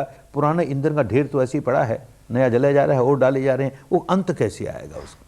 हम नया ईंधन डालना बंद कर दें तो आग तो जला देगी, जितना ईंधन पड़ा है उसे जला देगी, सारा जलावन जल गया, छुटकारा हो गया, आग अपने आप बुझ जाएगी। हम नया नया दिए जाएंगे तो कैसे छुटकारा होगा। इतनी सरल सी बात है, लेकिन नहीं समझेंगे बुद्धि से, अनुभव से खूब समझ में आने लगेगा, खूब समझ में आने लगा इस रास्ते चलते चलते। जीवन धारा क्या है? शरीर की धारा, ये परमाणुओं की धारा, एक नष्ट होता है दूसरा पैदा होता है, उसकी एक संतति है, एक संतान है, एक धारा है, चले जा रही है। ऐसे चित्त की धारा, एक नष्ट होती है दूसरी आती है, एक नष्ट, ये चित्त की धारा, ये शरीर और चित्त की मिली जुली धारा, ये जीवन धारा। कैसे चलती है जीवन धारा? इसे कोई आहार मिलना चाहिए, आहार मिलती है तो चलती है। शरीर की भौतिक धारा को भौतिक आहार मिलना चाहिए तो चलेगी, नहीं तो बंद हो जाएगी। ऐसे चित्त की धारा को चैतसिक आहार मिलना चाहिए, नहीं तो बंद हो जाएगी। एक उदाहरण से समझें, ये शरीर की धारा, इसको शरीर का आहार भौतिक आहार मिलना ही चाहिए। 2 वक्त भोजन करते हैं, मन में आया कि नहीं करेंगे, आज उपवास करेंगे, नहीं किया, उसको आहार नहीं दिया, नहीं दिया तो मर नहीं गई, अभी चल रही है। 2 दिन नहीं दिया, 1 महीने नहीं दिया, 2 महीने नहीं दिया, उपवास करते ही गए, 2 महीने, 3 महीने, 4 महीने, फिर आगे जाकर तो मरी गई, शरीर मरी गया। तो क्या हुआ भाई? जब आहार नहीं दिया तो ये शरीर धारा कैसे चली इतने दिनों तक? कैसे चली? पुराना आहार भीतर पड़ा है ना। पहले जो भौतिक आहार दे रखा था वो चर्बी वर्बी के रूप में भीतर है, अब उसे खाया जा रहा है और उसी के सहारे ये शरीर की धारा चल रही है। वो भी समाप्त हो गया, बात ही खत्म हो गई, धारा समाप्त हो गई। ठीक इसी प्रकार चित्त की धारा, चित्त की धारा हमारे संस्कारों से चलती है। संस्कार डाला कि नया विज्ञान पैदा हुआ, संस्कार डाला कि नया विज्ञान पैदा हुआ। प्रतिक्षण संस्कार डालते हैं, नया विज्ञान पैदा होता है। संखार पच्चया विज्ञान, संखार पच्चया विज्ञान। हमने हाथ खींच लिया, हमने नया संस्कार बनाते। अब कैसे चलेगी ये धारा? फिर भी चलती है, कैसे चलेगी? तो हमने जब हाथ खींच लिया, नया संस्कार नहीं बनाया, तो कोई न कोई पुराने संस्कार को अपना सिर उठाना पड़ा। जो संग्रह पुराना है उसने सिर उठाया, फिर एक नया चित्त बना। फिर हमने कोई नया संस्कार नहीं बनाया, पुराने संस्कार ने सिर उठाया। इस प्रकार उपज्जित्वा निरुज्झन्ति, उपज्जित्वा निरुज्झन्ति, एक पर एक संस्कार सिर उठाते हैं, नष्ट होता है, नष्ट होता है। अरे ये समता आए ना, और इन गहराइयों में आए ना। इसी को सामायिक कहा हमारे यहाँ, भूल भाल गए क्या सामायिक होती है। इसी को कायोत्सर्ग कहा हमारे यहाँ, उत्सर्ग कर दिया काया का। काया के प्रति जरा सा ही मैं मेरे का भाव होगा तो संस्कार बनाएगा ही। तो बुद्धि के स्तर पर 1000 समझता रहे, मैं नहीं, मेरा नहीं, वस्तुतः तो मैं मेरा, मैं मेरा, मैं मेरा चल रहा है। इसी मारे तो राग जगाता है, द्वेष जगाता है, नहीं क्यों जगाता है? ये सही माने में कायोत्सर्ग हो। विपश्यना यही है, और क्या है? करते करते करते उन गहराइयों तक चला जाए, नया जलावन देवे ही नहीं, नया संस्कार बनाए नहीं, पुराने अपने आप निकलते जाएंगे, निकलते जाएंगे। चित्त समता में रहे, हर अवस्था में, भीतर और बाहर समता में रहे, समता। इस व्यक्ति ने यही किया, मुक्त हो गया और सारे जीवन भर एक उदाहरण पेश किया किस तरह से आदमी हर अवस्था में समता में रह सकता है। जैसे ही विद्या प्राप्त हुई, बड़े करुण चित्त से लोगों को बांटा, 5 लोगों को बांटा। काम करते करते वो अनंत हो गए, मुक्त हो गए। 5 से 50 को बांटा, काम करते करते मुक्त हो गए। 50 से 500, 500 से 5000, बस अब तो बढ़ने लगी, बढ़ने लगी, बढ़ने लगी। तो समाज का जो प्रबुद्ध वर्ग था, बुद्धिवादी वर्ग था, पढ़े लिखे लोग थे, ब्राह्मण समाज था, खींचा हुआ चला आया। ब्राह्मणों का एक बड़ा नेता सारिपुत्र नाम का, खिंचा हुआ चला आया। अरे ये आदमी तो बड़े काम की बात करता है, ये सारे सिद्धांतों की बातें तो हमारे यहाँ भी है, वीतराग बनो, विद्वेष बनो, स्थित प्रज्ञ बनो, अनासक्त बनो, इत्यादि इत्यादि। पर कैसे बनो, कैसे बनो, कोई सिखाता नहीं, कोई जानता भी नहीं। ये व्यक्ति करना सिखाता है, कोरा उपदेश नहीं देता। अरे बड़े काम की बात, लग गया, अनंत हो गया और उनका दाहिना हाथ बन गया। एक और ब्राह्मण नेता उन दिनों का, मोगलायन नाम का, इसी तरह से वो भी संपर्क में आ गया और होते होते अनंत हो गया, उनका बायां हाथ बन गया। इतनी ऊंची अवस्था पर पहुंचे, लोग कल्याण करने लगे। ऐसे ही उस समय के ब्राह्मणों के नेता काश्यप है, कात्यायन है, भारद्वाज है, इत्यादि इत्यादि, न जाने कितने हजारों की संख्या में खिंचे हुए चले आए। ऐसे ही जो राजन्य वर्ग था, अमुक राजा, अमुक शासक, वो मंत्री, ये सेनापति, खिंचे हुए चले आए। क्योंकि सचमुच धर्म मिल जाए और विकारों से मुक्ति हो जाए, ऐसी बात लुप्त हो गई थी देश से। एक आदमी ऐसी बात सिखाता है, खिंचे हुए चले आए। ऐसे ही श्रेष्ठी वर्ग, व्यापारी वर्ग खिंचा हुआ चला आया। और ऐसे हर तबके का व्यक्ति, किसान है तो मजदूर है तो हर तबके का व्यक्ति खिंचा हुआ चला आया, खिंचा हुआ चला आया। उत्तर भारत के करोड़ों लोग इस विद्या का काम करने लगे तो बहुत से लोग विरोधी हो गए। स्वभाव है, होता है। कुछ तो बेचारे इसलिए विरोधी हो गए कि उनके समझ में नहीं आता ये आदमी कर क्या रहा है, क्या सिखा रहा है। उनको तो अपने कर्मकांड, अपनी दार्शनिक मान्यता, अपना पहनावा, अपनी बातें, यही धर्म है, इसी उलझन में पड़े हैं। और ये आदमी कुछ और सिखा रहा है तो हमारा धर्म नष्ट हो जाएगा, हमारा धर्म नष्ट हो जाएगा। अपने धर्म के प्रति, जिसको अपना धर्म कहता है, उनके प्रति गहरी आसक्ति है, इसलिए विरोध करता है। और कुछ लोग ऐसे भी हैं कि उनकी तो रोजी रोटी का सवाल, प्रतिष्ठा का सवाल। जो पुरोहितगिरी का काम करने वाले थे, अब सारी पुरोहितगिरी खत्म होने लगी। लोग कर्म कांडों में विश्वास नहीं करते तो पुरोहित का काम कैसे चले। वो तो कर्म कांड कराकर अपनी आजीविका चलाता है और बड़ी प्रतिष्ठा, उसके बड़ा सम्मान होता है। तो सम्मान पर भी चोट लगी, पेट पर भी चोट लगी, वो विरोधी हो गए। ऐसे कुछ लोग जो विरोधी, हर बात में विरोध करें और चाहें कि किसी तरह से इसका उपदेश देना समाप्त हो, लोग इसका अनुसरण नहीं करें, तो क्या करें। एक तरीका उन दिनों था जो भारत में 100 बरस पहले तक भी चलता था कि किसी व्यक्ति को नीचा दिखाना हो तो उससे शास्त्रार्थ करो, उससे वाद विवाद करो, पब्लिक में करो।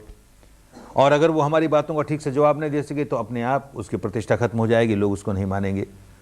तो वाद विवाद की एक प्रथा भारत में थी। तो लोग आते वाद विवाद करने के लिए, 5, 10, 20 आदमी का समूह आता और उनकी तपोभूमि के दरवाजे के पास आकर के सिर खुजलाते। बड़ा बुद्धि वाला व्यक्ति है, बुद्धिमान व्यक्ति है, बहस कैसे करेंगे, तर्क कैसे करेंगे, कौन हम में से एक लीडर हो जाए, तू लीडर हो जा और हम तुम्हारा साथ देंगे।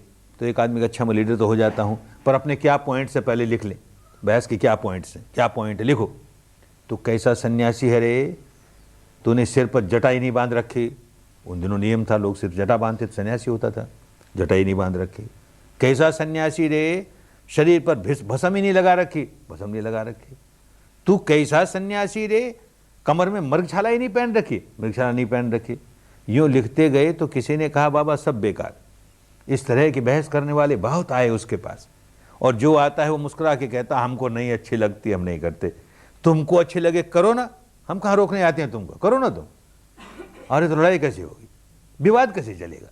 जो वो नहीं करता उसमें विवाद कैसे चलेगा, जो करता है उसमें खोट ढूंढो और खोट ढूंढ के नीचा दिखाओ तो अपने आप दुकान बंद हो जाएगी, उसके लोग नहीं जाएंगे उसके पास। अच्छी बात, इसको छोड़ो। अब देखो क्या करता है और क्या करवाता है लोगों से। शील का पालन करता है और लोगों से शील का पालन करवाता है। इसमें क्या झगड़ेंगे भाई, ये तो बड़ी अच्छी बात है। नहीं नहीं, और क्या कराता है, और समाधि का अभ्यास कराता है, स्वयं करता है। वो क्या, मन को वश में कराता है। अरे मन तो हमारा ही नहीं वश में हुआ कभी।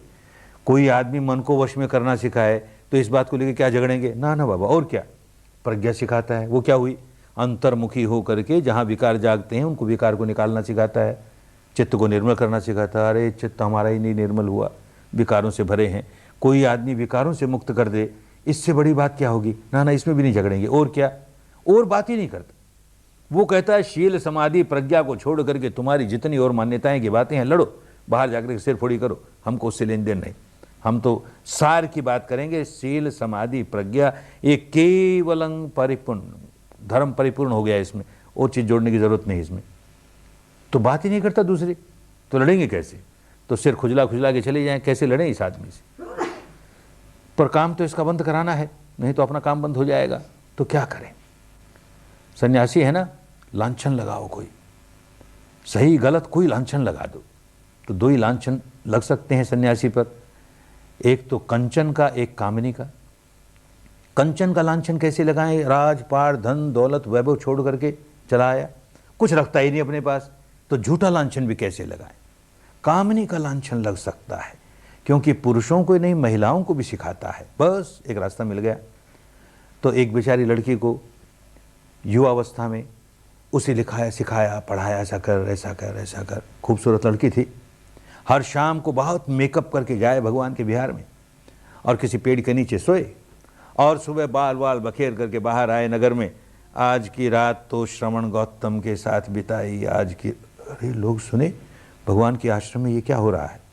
2 दिन 5 दिन 7 दिन ऐसे चला। फिर 8 महीने की गैप दी उसने। 8 महीने के बाद फिर आई, तो अपने पेट पर एक लकड़ी का टुकड़ा रखा, उस पर रस्सियां बांधी, ऊपर कपड़ा डाला और आई। और भगवान उस समय धर्म सिखा रहे हैं, बहुत बड़ी सभा है, बहुत बड़ी संख्या में भिक्षु हैं, भिक्षुणियाँ हैं, गृहस्थ पुरुष हैं, नारी हैं, देश का राजा प्रसेनजीत है, महामंत्री महासेनापति बंदुल है, माता विशाखा है, अनाथ पिंडक है, सारे प्रमुख लोग हैं, भगवान धर्म सिखा रहे हैं। ऐसे वक्त वो आई और आकर के गालियाँ निकालती है भगवान को। अरे मथमुंडे, तेरे पास तेरे होने वाले बच्चे के लिए कोई कुछ सुविधा नहीं है, तेरे इतने बड़े बड़े धनवान भक्त हैं, इनसे कह ये कोई प्रबंध करेंगे। सारी सभा अवाक रह गई, क्या बोल रही है? भगवान मुस्कुराते हैं, करुणा जागती है। बहुत आसान था, देश के राजा से कहते हैं झूठ बोलती है, इसका सिर उतार लिया जाए। राजा तो भक्त था, सिर उतार ही लेता। तो भाई बुद्ध बुद्ध नहीं होता, प्यार जागता है, करुणा जागती। अरे मेरी भोली बेटी, तू क्या बोल रही है? तू जो बोल रही है उसकी सच्चाई तू भी जानती है और मैं भी जानता हूं, क्या बोल रही है?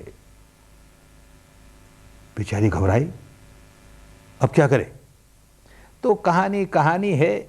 हर महापुरुष के साथ ही जो भगत लोग होते हैं, ये न जाने कितनी कहानियां साथ जोड़ देते हैं। जैसे ही ये घटना घटी, ऊपर आसमान में, स्वर्ग में इंद्र महाराज का आसन हिल गया। क्या हुआ रे, धरती पे क्या हो रहा है? कोई भगवान बुद्ध को गाली दे रहा है। तो इंद्र महाराज चले आए नीचे और एक चूहे का रूप धारण किया और उस लड़की के लहंगे में घुस गए और वो रस्सियां उसियां काट दी, लकड़ी का टुकड़ा गिर पड़ा। होगा, सही भी होगा, क्योंकि जब अच्छे काम में लगते हैं तो सारे देवता मदद करते हैं, होगा, हम उसका विरोध नहीं करते। बात समझे होता क्या है?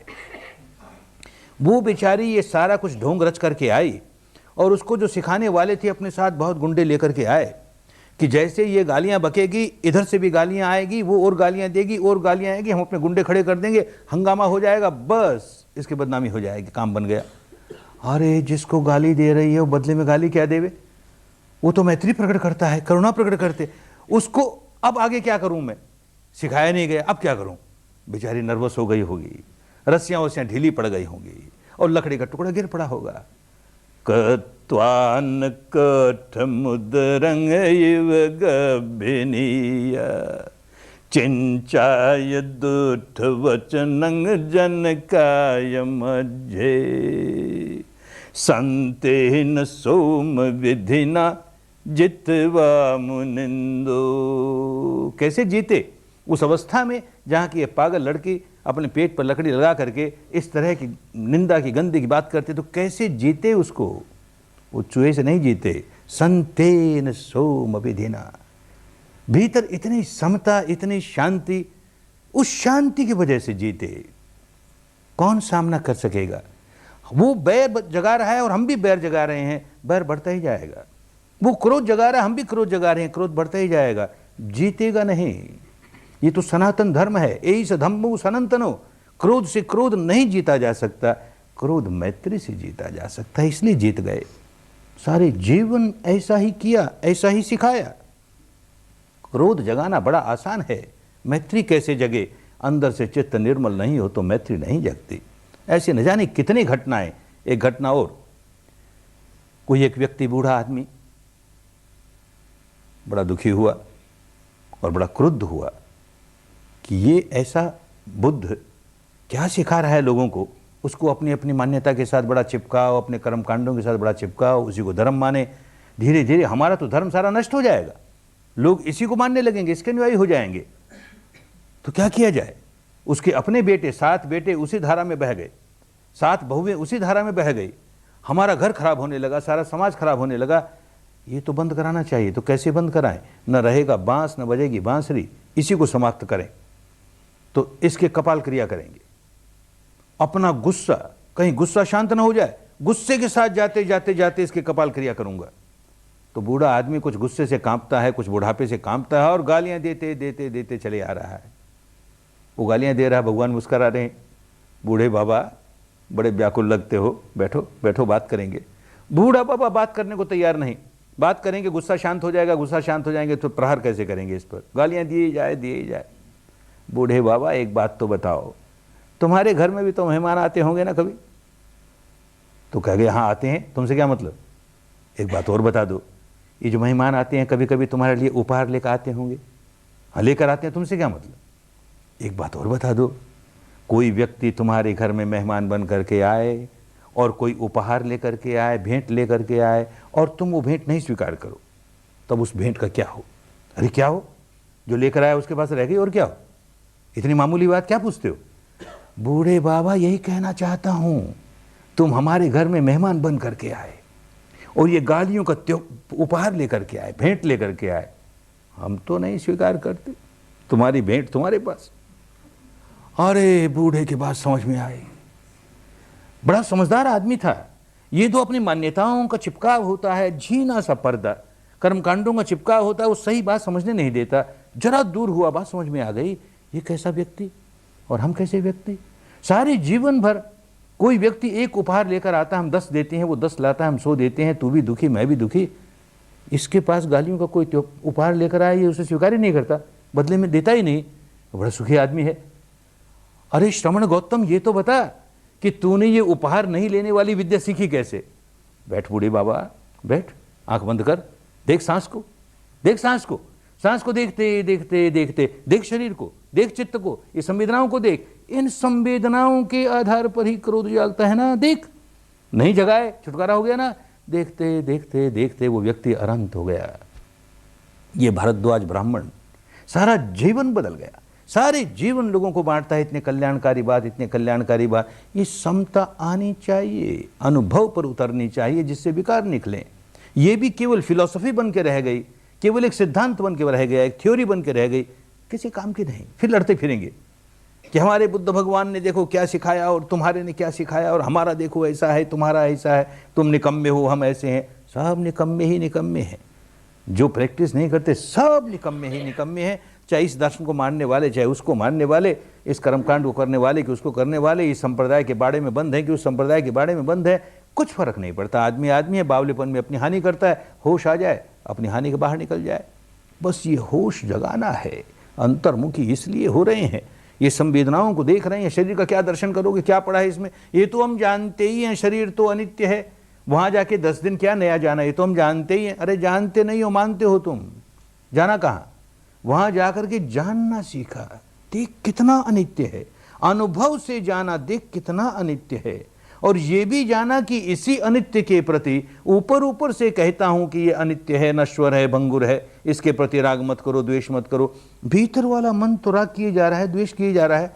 सुखद अनुभूति होती है, राग करता है, दुखद होती है, द्वेष करता है। ये देखा ना, और ये देख करके अपने स्वभाव को पलटने का काम किया ना, तो काम की बात हो गई ना।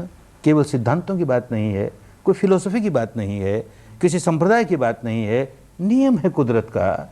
जब तक हम शरीर के साथ आसक्त हैं और उसके साथ तादात्म्य भाव है, चित्त के साथ आसक्त हैं और उसके साथ तादात्म्य भाव है, मैं मेरे का भाव है, तब तक राग जगाए ही जाएंगे।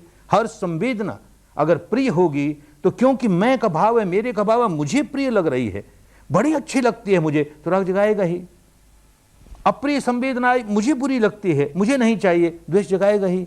ये मैं मेरा कैसे टूटे? उपदेशों से नहीं टूटता। ये सुखद दुखद सुखद दुखद आती रहती हैं, कैसे निकले इसके बाहर? ये समता भीतर तक आ जाए, जीवन में उतरनी शुरू हो जाए, जीवन में उतरनी शुरू हो जाए। इसका मतलब ये भी नहीं समझना चाहिए, कभी कभी साधकों को ये भ्रांति हो जाती है कि हम वहाँ जाके विपश्यना सीख के आए तो अब कोई आदमी अनुचित भी व्यवहार हमारे साथ करता है तो करे भाई, हम कोई प्रतिक्रिया नहीं करते, तो जैसे हम तो साग भाजी की तरह हैं, कोई आए हमको काट जाए, हम विपश्यना वाले हैं। नहीं, बात समझ में आए, गृहस्थ हैं, जिम्मेदारियों का जीवन जीना है। बहुत बार ऐसी अवस्था पैदा होगी कि जहाँ पर हम किसी को बहुत मृदुल कोमल भाषा में समझाएंगे, ये भाई ठीक नहीं है, तेरा ये कहना ठीक नहीं, तेरा ये करना ठीक नहीं, फिर भी उसके समझ में नहीं आएगा, तो बहुत कठोर भाषा का, बहुत कठोर शारीरिक कर्म करेंगे। शरीर और वाणी से कठोरता का कर्म करना दोष नहीं है, पर कटुता नहीं आएगी। कठोरता और कटुता में जमीन आसमान का अंतर है। एक उदाहरण से समझें, एक बच्चा सांप की ओर भाग रहा है, उसे पकड़ने के लिए आग की ओर भाग रहा है। अब उसे क्या समझाएं कि वो तेरा काल है, उस ओर मत जा, समझेगा नहीं, तो सारा बल लगा के उसे दूर करते हैं, उसके भले के लिए दूर करते हैं। जब उसको दूर करते हैं उसको बहुत बुरा लगता है, वो रोता है, और हम दूर करते हैं तो उस पर क्रोध नहीं है, करुणा है, अरे अपनी हानि कर लेगा, इसलिए बलपूर्वक उसे दूर करते हैं। भीतर करुणा है, क्रोध नहीं है, तो समझो धर्म है। बल का प्रयोग करना पड़ा, क्या किया जाए। ऐसे ही कोई बड़ा बलवान आक्रमण करने वाला किसी दुर्बल व्यक्ति को कष्ट दे रहा, आक्रमण कर रहा है, अन्याय कर रहा है, हम कहेंगे हम तो विपश्यना वाले हैं, अपने अपने कर्म भुगते हैं, हमसे क्या मतलब। समझे नहीं धर्म को, हमसे बहुत मतलब है। जो आक्रमण करने वाला है उसको सारा बल के साथ दूर करेंगे आक्रमण से। पहले भी करते थे, विपश्यना किए बिना भी कोई आदमी करता था, लेकिन बहुत बड़ा फर्क पड़ जाएगा। फर्क ये पड़ जाएगा कि पहले तो आक्रमण करने वाले बलवान व्यक्ति को, जालिम व्यक्ति को हम बल के साथ दूर करते थे, उसके प्रति बड़ा द्वेष होता था, बड़ी घृणा होती थी, और जिस पर आक्रमण हो रहा है, दुर्बल है, उसके प्रति बड़ी करुणा होती थी, बड़ी मैत्री होती थी। विपश्यना के बाद ये हो जाएगा कि जिस पर आक्रमण हो रहा है उस पर तो मैत्री करुणा रहेगी ही, जो आक्रमण कर रहा है उस पर भी बड़ी मैत्री जागेगी, बड़ी करुणा जागेगी। अरे अबोध है, उसे होश नहीं क्या कर रहा है, औरों का अमंगल तो करता ही है, अपना भी अमंगल कर रहा है, क्योंकि वो इस तरह का दुष्कर्म बिना विकार जगाए कर नहीं सकता, और विकार जगाता है, अपना अमंगल करता है, विकार जगाता है। वो किसी तरह की भाषा समझता नहीं, प्यार को समझता नहीं, तो हमें कठोर व्यवहार करना ही पड़े, पर कठोर व्यवहार करते हुए उसके प्रति बहुत मैत्री है, बहुत करुणा है, तो समझो विपश्यना में पकने लगे। हमारे पूज्य गुरुदेव का उदाहरण, कोई लोग जो उनको अच्छी तरह नहीं जानते थे तो उनके ऊपर के व्यवहार को देख के कहते थे बड़ा रूखा आदमी है ये कैसे विपश्यना सिखाता होगा, ये बड़ा क्रोधी आदमी है, कैसे विपश्यना सिखाता होगा। जो पास थे हम लोग वो जानते थे क्या इसका क्रोध है, कैसा व्यक्ति है ये। बड़ा अनुशासन प्रिय था, सरकार का बड़ा अफसर था, तो अपनी ऑफिस में भी कोई व्यक्ति अनुशासन तोड़े नहीं, बहुत अनुशासन के साथ सारा काम होना चाहिए। और आश्रम में भी, तपोभूमि में भी बहुत कड़ा अनुशासन। नियम बना दिया और वहाँ चुरपुर बात किए जा रहे हैं, नियम बना दिया, यहाँ हॉल में तो नहीं आए, वहाँ सोए जा रहे हैं, नहीं चलेगा उनके यहाँ, बिल्कुल नहीं चलेगा, बहुत कड़ाई के साथ। तो देखते हैं किसी आदमी को शून्यागार से निकला और इधर उधर फिर के, अरे क्या करने आए, महाराज अमुक बात हुई, ठीक, जाओ फिर करो। फिर थोड़ी देर बाद निकला, अरे क्या करने आए, महाराज ऐसा हो गया, कोई बहाना बना, जाओ काम करो, इस वक्त ध्यान करने का समय। फिर देखा तो मुस्कुराते हुए कहते हैं गोइनका, जरा उसको कठोरता से बोलना पड़ेगा, नहीं तो समझेगा नहीं वो। तो 2-4 सीढ़ियां ही हैं, जैसे यहाँ पीछे शून्यागार है, इस तरह शून्यागार की लाइन है, चले गए 2-4 सीढ़ियां ही उतरे और उसके दरवाजे, उसके कुटिया के सामने, उसके शून्यागार के सामने दरवाजा खटखटाया, उसने दरवाजा खोला और इतने जोर से बोले, अरे बाप रे, विपश्यना का योगी है ना, महान योगी है, बोलता है जोर से तो जैसे भूचाल आ गया, सारा आश्रम कांप उठता है उनकी वाणी से। बोले बड़े जोर से और आए, 4 सीढ़ियां ही तो है, आए हंसते हंसते, गोइनका बोली आया उसको, बड़े जोर से बोली आया। अरे कैसा गुस्सा है इस आदमी का, क्या गुस्सा, इतना प्यार है, भीतर इतनी करुणा है, वो यही लैंग्वेज समझेगा, दूसरी भाषा समझेगा नहीं, तो कठोरता का ही व्यवहार उसके साथ उसके लिए कल्याणकारी होगा। ऐसा हो जीवन में, ये नहीं कि हम कठोरता के साथ कटुता का व्यवहार कर जाएं और उसके बाद उसका न्यायीकरण करें, जस्टिफिकेशन करें, वो समझता ही नहीं, क्या करें, इसलिए हमको ऐसा करना पड़ा, क्या करें, इसलिए ऐसा करना पड़ा, तो अपने को कैसे सुधारेंगे? जब जब कठोरता का व्यवहार करना पड़ जाए तो पहले अपने आप को जांच के देखें भीतर हमारी क्या अवस्था है। चित्त समता में है ना?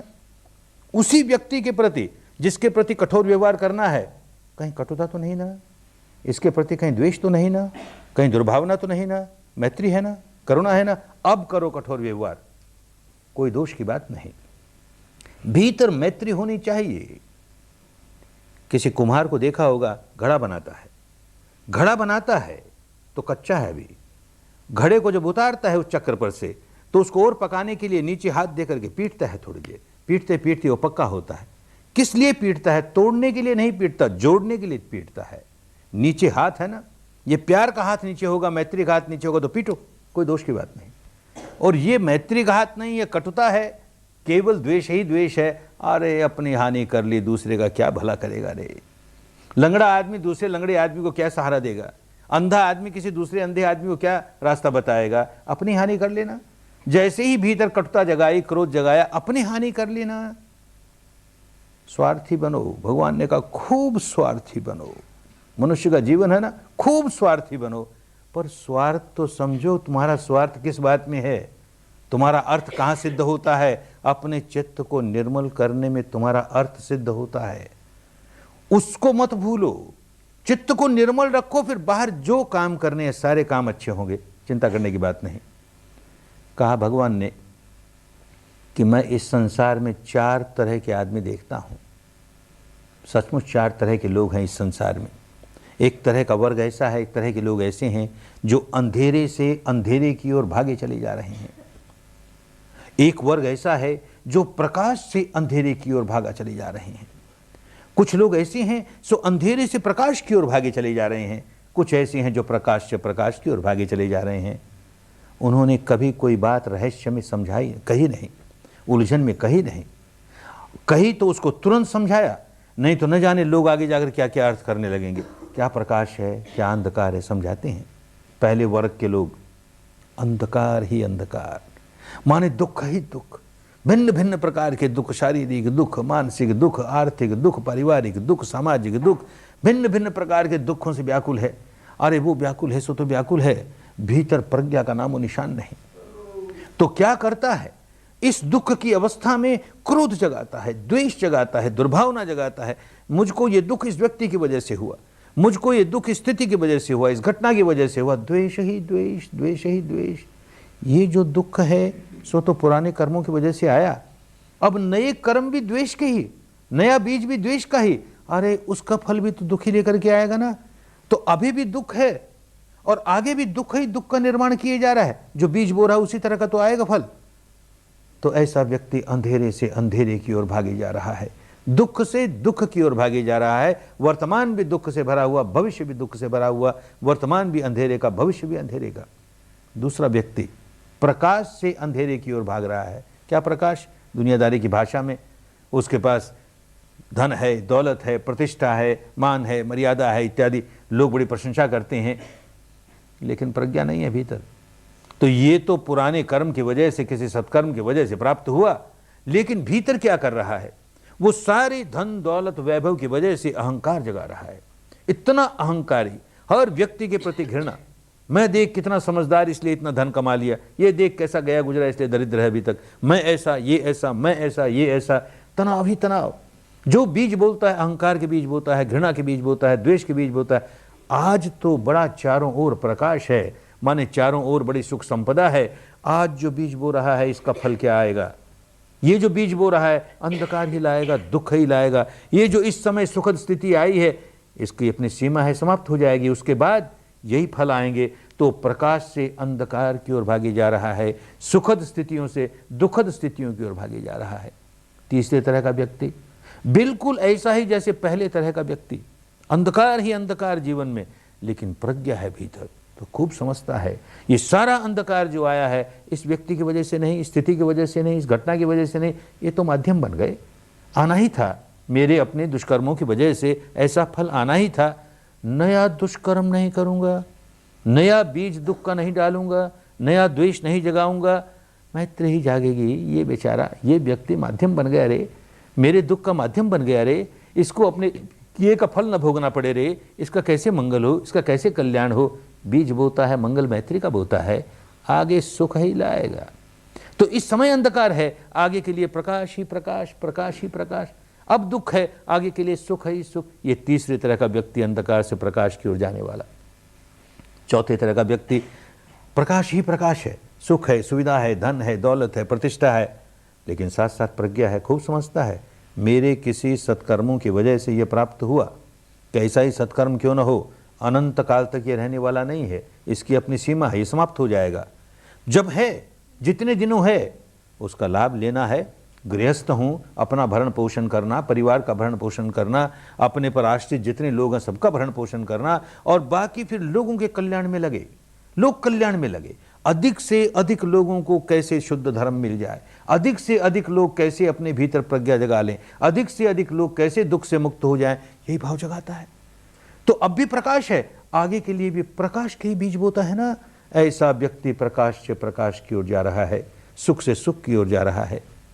हम पहले और दूसरे तरह के व्यक्ति कदापि नहीं बने, तीसरे या चौथे तरह के बने। तीसरे बने या चौथे बने ये अपने वश की बात नहीं, क्योंकि जीवन में बहुत बार अंधकार आ जाएगा, दुख आ जाएंगे, बहुत बार सुख आ जाएगा। पुराने जीवन में, पुराने जन्मों में बहुत तरह के काम किए, अच्छे भी किए, बुरे भी किए, उनका प्रभाव सुख और दुख के रूप में आने वाला है। चाहे सुख आवे, चाहे दुख आवे, चाहे प्रकाश आवे, चाहे अंधकार आवे, भीतर तो हमेशा प्रकाश रखेंगे ही। नया संस्कार ऐसा कदापि नहीं बनाएंगे जो आगे के लिए हमारे लिए दुख पैदा करे, अंधकार पैदा करे। बस विपश्यना से यही सीखेंगे, अत्ता ही अत्तनो नाथो, अत्ता ही अत्तनो गति। हर व्यक्ति अपना मालिक खुद है, अपनी गति खुद बनाता है। ये मलकियत हासिल हो जाए, भीतर तक अपना मालिक बन जाए। इस क्षण का मैं मालिक, पहले जो किया सो किया, बीत गई। अब इस क्षण का मैं मालिक, तो भविष्य का मालिक मैं हो गया। भविष्य क्या है? वर्तमान की ही संतान है। वर्तमान क्या है? भूत की ही संतान है। भूत में जो कुछ किया सो किया, अब मैं मालिक हो गया, आगे धारा को बिगड़ने नहीं दूंगा। अत्ता ही अत्तनो गति। अपनी दुर्गति अपनी बेवकूफ़ी से करता है, अपने अज्ञान से करता है, उस दुर्गति से बच जाएगा, सदगति करेगा, मालिक हो गया अपना। सदगति ही नहीं, सारी गतियों के परे मुक्त अवस्था तक पहुंच जाएगा, मालिक हो गया अपना। ऐसे अत्ता ही अत्तनो नाथो, ऐसे बने। केवल प्रवचनों से नहीं बन सकते, केवल वाणी विलास बुद्धि विलास से नहीं बन सकते। उसी के लिए ये सारा काम करना है, अंतर्मुखी होकर के हम अपने मालिक हो गए। इस क्षण का मैं मालिक, अंधकार का बीज बोऊंगा नहीं, बो नहीं पाएगा। ऐसा सजग, क्षण प्रतिक्षण ऐसा सजग, अरे बड़ा मंगल हो जाएगा, बड़ा कल्याण हो जाएगा। हिंदू अपने को हिंदू कहता फिरे ना, जैन जैन कहता फिरे, बौद्ध बौद्ध कहता फिरे, ईसाई ईसाई, क्या फर्क पड़ गया? अपना मालिक तो बने, इस क्षण का मालिक बने, भविष्य सुधर जाएगा, कल्याण हो जाएगा, मंगल हो जाएगा। धर्म के रास्ते आए हैं, संप्रदाय के रास्ते नहीं आए, दार्शनिक जंजाल में बनने के लिए नहीं आए। शुद्ध धर्म को समझें, कुदरत के कानून को समझें। ऐसा ऐसा होगा तो ये परिणाम आएगा ही, ऐसा ऐसा नहीं होगा ये परिणाम नहीं आएगा। ये बात समझ में आ जाए, बड़ा मंगल, बड़ा कल्याण। काम करें, कल का दिन बड़ी गंभीरता के साथ काम करने का है। काम करें, जितना जितना मानस को सुधार सकें सुधारें, अपनी गति सुगति बनाएं, अच्छी गति बनाएं। खूब मंगल धर्म में सारा जीवन धर्म का जीवन जीना है। जितना सीख के चले जाओगे जीवन में बहुत काम आएगा। खूब मंगल हो, खूब कल्याण हो, खूब स्वस्थ मुक्ति हो, सभी तापसों की खूब स्वस्थ मुक्ति हो। भवत सर्व मंगलं भवत सर्व मंगलं भवत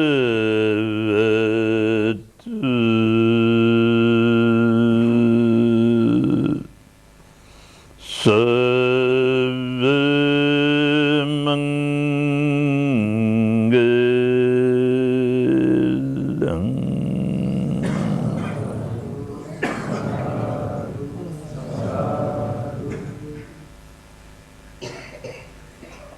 फल हो, फल हो, फल हो। चाहे तो 5 मिनट विश्राम कर ले, फिर थोड़ी सी देर अभ्यास करेंगे, 5 मिनट विश्राम कर ले।